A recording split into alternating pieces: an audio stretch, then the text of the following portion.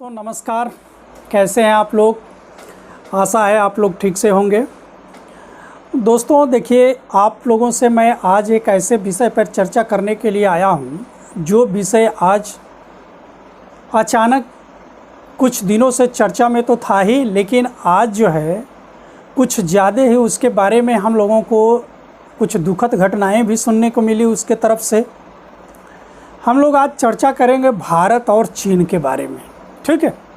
तो देखिए, आज जो है एक सूचना मिली कि हमारे 2 जवान शहीद हो गए। एक हमारे अधिकारी रैंक के अफसर भी इस झड़प में शहीद हो गए हैं। तो भारत चीन पर कुछ टेंशन कुछ दिनों से चल रहा था, जो कल रात जो है कुछ ज़्यादा ही एग्रेसिव हो गया, ठीक है। तो इन्हीं मुद्दों पे हम लोग चर्चा करें कि देखिए, भारत और चीन का रिलेशन जो है हमारा कैसा रहा। भारत चीन के बारे में हम लोगों को इतिहास में भी पढ़ना है, तो एक आउटलाइन हम लोग भारत चीन रिलेशन के बारे में जान लें कि इसके पृष्ठभूमि क्या थी या किस प्रकार से इसकी बनावट थी, उसके बारे में हम लोग चर्चा कर लेते हैं। देखिए, भारत जो है 15 अगस्त 1947 को स्वतंत्र हुआ। भारत 15 अगस्त 1947 को स्वतंत्र होता है और चीन जो है 1949 में स्वतंत्र होता है। यानी भारत से 2 साल बाद स्वतंत्र कौन होता है?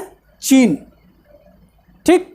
लेकिन वर्तमान में चीन और भारत दोनों जो हैं विकास के स्तर पर कोसों दूर हो गए हैं। 1980 के दशक तक भारत और चीन की जीडीपी लगभग एक समान थी, लेकिन आज जहां पे भारत की जीडीपी जो है $3 ट्रिलियन के आसपास है, वहीं आज चाइना की जीडीपी जो है 12 से 13 ट्रिलियन डॉलर के आसपास पहुंच गई है, ठीक। तो इकोनॉमिक रूप से चाइना जो है तेज़ी से अपने को ग्रो किया है, और जिस तरह से उसने इकोनॉमिक रूप से अपने को ग्रो किया, उसी स्तर को लेते हुए उसने अपने को सैनिक दृष्टि से भी मजबूत बनाने का प्रयास किया। चूँकि चीन की हमेशा से विस्तारवादी नीति रही है, वहीं भारत जो है विस्तारवादी नीति को कभी भी स्वीकार नहीं किया और न ही कभी किसी दूसरे देश पर यह लागू किया, ठीक है। देखिए, जब चीन स्वतंत्र हुआ तो 1949 के बाद ही उसने अपना विस्तार शुरू कर दिया, और 1950 में ही उसने तिब्बत पर अपना अधिकार स्थापित कर लिया। किस पर? तिब्बत पर अपना अधिकार स्थापित कर लिया। भारत एक ऐसा पहला देश था साम्यवाद के अतिरिक्त, जहाँ पे कि साम्यवादी सरकार नहीं थी, उस साम्यवादी सरकार को मान्यता प्रदान किया था। चीन की साम्यवादी सरकार को एक पहला गैर साम्यवादी सरकार भारतीय सरकार थी, जिसने उसके सरकार को क्या दी थी? मान्यता दी थी, ठीक। भारत और तिब्बत के संबंध जो थे मधुर थे। भारत तिब्बत के संबंध मधुर इसलिए थे कि जब अंग्रेज़ों का भारत पर शासन था तो तिब्बत अंग्रेज़ों के अधीन था। जब उन्होंने भारत को छोड़ करके जाना शुरू कर दिया तो तिब्बत में कुछ अधिकार जो थे भारतीयों को दे करके गए। क्या दे करके अधिकार दे करके गए? एक अधिकार दे करके गए कि डाक और तार की जो कम्युनिकेशन होगा तिब्बत के बीच में बना रहेगा, ठीक। दूसरा था कि एक हमारा रेजिडेंट वहाँ पर नियुक्त होगा, कहाँ पे? तिब्बत में, और वह रिपोर्ट करेगा, और कुछ सेना की टुकड़ी भी तिब्बत में हमारी रहेगी, ठीक। लेकिन जब 1950 में चाइना ने तिब्बत पर आक्रमण किया और तिब्बत पर आक्रमण करके उसको अपने कब्जे में ले लिया, जब उसको कब्जे में लिया तो हमारे प्रधानमंत्री नेहरू ने उसका विरोध नहीं किया। यद्यपि उन्होंने क्या किया कि उसकी इस नीति का समर्थन कर दिया, उसकी इस नीति का क्या किया? समर्थन किया, ठीक। और 1954 ईस्वी में एक सम्मेलन हुआ जिसे कि पंचशील सम्मेलन के नाम से जानते हैं। कब हुआ? 1954 में। और 1954 में ये बात कही गई कि भारत और चीन के बीच में एक समझौता हुआ जिसे पंचशील समझौते के नाम से जानते हैं। उस समझौते में ये हुआ कि दोनों एक दूसरे की अखंडता का क्या करेंगे, सम्मान करेंगे, आपसी सह अस्तित्व को बरकरार रखेंगे, किसी के आंतरिक मामले में दखल अंदाजी नहीं करेंगे, एक दूसरे के सह अस्तित्व को सम्मान करेंगे। ठीक है, इस प्रकार से पंचशील समझौता हो जाता है। कब? 1954। और हिंदी चीनी भाई भाई का नारा लगा। चाउ एंड लाई वहाँ का प्रधानमंत्री रहता है और भारत के प्रधानमंत्री रहते हैं पंडित जवाहरलाल नेहरू।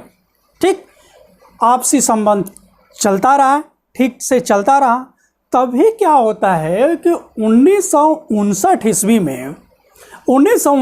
ईस्वी में क्या करता है कि चीन जो है भारत के कुछ क्षेत्रों को कब्जा कर लेता, लद्दाख के कुछ क्षेत्र और अरुणाचल प्रदेश के कुछ क्षेत्रों पर कब्जा कर लेता है। उस पर भी भारत ने अपना विरोध जताया, लेकिन उसका उस पर कोई असर नहीं पड़ा। 1959 ईस्वी में ही तिब्बत में एक विरोध उत्पन्न हो जाता है। जो वहाँ के तिब्बती थे, यह स्वतंत्रता की लड़ाई को लेकर के या अपनी आज़ादी की लड़ाई को लेकर के यहाँ पे विद्रोह करना शुरू कर देते हैं और इस विद्रोह को दबाने के लिए चीनी सेना बर्बरता का चरमोत्कर्ष पार कर देती है। ठीक है, और इसी बर्बरता को देखते हुए दलाई लामा, जो वहाँ के धर्मगुरु थे, अपने कुछ अनुयायियों को लेकर के भारत के तरफ क्या कर देते हैं, पलायन कर देते हैं और भारत में आकर के शरण मांगते हैं। नेहरू जो हैं उनको शरण दे देते हैं। जो हमारे प्रधानमंत्री हैं पंडित जवाहरलाल नेहरू, दलाई लामा को शरण देते हैं और दलाई लामा अस्थायी सरकार बना लेते हैं अपनी और धर्मशाला में रहना शुरू कर देते हैं। धर्मशाला ये है आपके हिमाचल प्रदेश में, यहीं पर रहना शुरू कर देते हैं।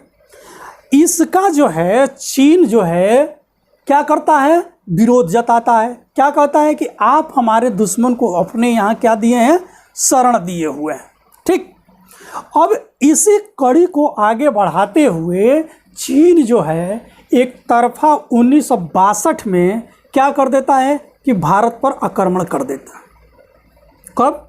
1962 में भारत पर आक्रमण कर देता है।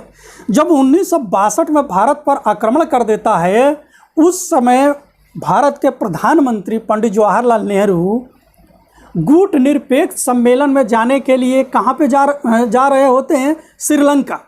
तभी क्या होता है कि भारत पर आक्रमण कर देता है चीन। चीनी सेनाओं का भारतीय सेना मुकाबला करती है, लेकिन तब तक चीनी सेना अधिकांश भारतीय भूभाग को कब्जा कर लिए होते हैं। ठीक है, तभी क्या होता है कि अमेरिका का चीन पर दबाव आ जाता है, रसिया का दबाव आता है और चीन जो है एक तरफा युद्ध विराम की घोषणा कर देता है। चीन एक तरफा युद्ध विराम की घोषणा कर देता है, लेकिन जिन भूभागों को वह कब्जा किया था उन भूभाग को वह कब्जे में रखे रहा। ठीक, तभी इसी मुद्दे को शांत करने के लिए होता क्या है कि 1962 में ही कोलंबो में क्या होता है कि इंडो अफ्रीका देशों का एक सम्मेलन होता है। कहाँ पे होता है? कोलंबो में इंडो अफ्रीकन देशों का सम्मेलन होता है और इसमें क्या किया जाता है कि समझौता कराने की बात होती है। ठीक, उसमें बात यह होती है कि चीन अपनी प्रारंभिक स्थिति पर चला जाए और भारत अपनी प्रारंभिक स्थिति पर रहे और इस प्रकार से दोनों देशों का जो विवाद है वो शांत हो जाए। लेकिन चीन जो है इस कोलंबो प्रस्ताव को मानने से इनकार कर देता है। चीन कोलंबो प्रस्ताव को मानने से इनकार कर देता है और विवाद बना रहता है। अब इस प्रकार से क्या है कि भारत और चीन में हमेशा से एक विवाद की जड़ बना रहा। विवाद की जड़ के कारण था कि भारत के कुछ भूभाग यानी लद्दाख क्षेत्र वाले अक्साई चीन को और पूर्वोत्तर भारत में नेफा यानी नॉर्थ ईस्ट फ्रंटियर एजेंसी को इन्होंने क्या कर लिया, चीनियों ने कब्जा कर लिया। अब इस क्षेत्र को लेकर के भारत और चीन में हमेशा से विवाद बना रहा। यह विवाद चलता रहा और भारत और चीन के बीच में जो आपसी संबंध थे यह मधुर नहीं रहे। लेकिन बाद के वर्षों में 1977 के समय में क्या हुआ कि भारत में अब सरकार बदल जाती है और जनता पार्टी की सरकार आती है। जनता पार्टी की सरकार में हमारे विदेश मंत्री बनते हैं पंडित अटल बिहारी वाजपेयी जी, और अटल बिहारी वाजपेयी बीजिंग की यात्रा करते हैं, जा कर के यहाँ पे यात्रा करते हैं और दोनों देशों के बीच में कुछ मधुर संबंध स्थापित करने की बात होती है। ठीक, चर्चाएं हुई, कुछ प्रक्रियाएं आगे बढ़ी, लेकिन जनता पार्टी की सरकार जो है कुछ ही दिनों के बाद गिर जाती है। अब क्या होता है कि 1984 में फिर इंदिरा गांधी आती हैं और इंदिरा गांधी का देहांत हो जाता है 1984 में। 1984 में ही हमारे प्रधानमंत्री बनते हैं, जब चुनाव होता है तो राजीव गांधी जी। राजीव गांधी जी नेहरू जी के बाद, नेहरू जी गए रहते हैं, ठीक है, और नेहरू जी के बाद 1986 में चीन की यात्रा करते हैं कौन? राजीव गांधी, और दोनों देशों के बीच फिर से मधुर संबंध स्थापित करने की बात होती है। ठीक है, प्रक्रिया कुछ आगे बढ़ती है और यही प्रक्रिया आगे बढ़ी। बाद में क्या हुआ कि व्यापार वाणिज्य के रास्ते खुले, जब लिबरलाइजेशन आया 1991 में। अब उसके बाद चीन से संबंध मधुर हुआ और इसका परिणाम आगे यह होते गया कि भारत और चीन एक दूसरे के नज़दीक आए और दोनों के बीच में व्यापार जो था तेज़ी से बढ़ने लगा।